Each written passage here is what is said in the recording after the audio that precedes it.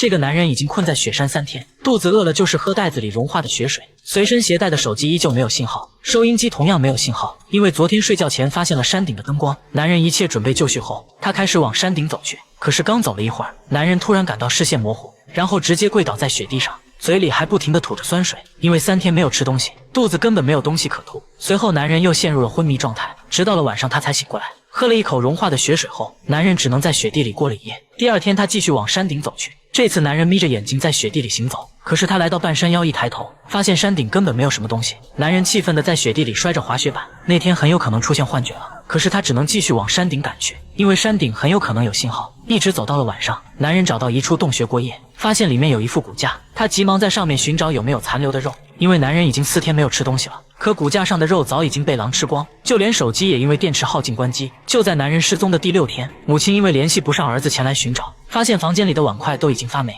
她立即意识到儿子出事了，母亲赶紧去找救援队帮忙。救援队立即出动了救援直升机，飞往雪山去寻找男人。而男人醒来后继续前进，他发现自己的小腿一阵剧痛，撩起裤脚才发现袜子粘住在了皮肤上，而且小腿肿胀变成了紫红色。男人用力扯下袜子，结果带下来一块皮肉，钻心的疼痛让他欲哭无泪。可男人把皮肉藏在了怀里，准备实在饿得受不了再用。就在这时，空中传来了直升机的声音。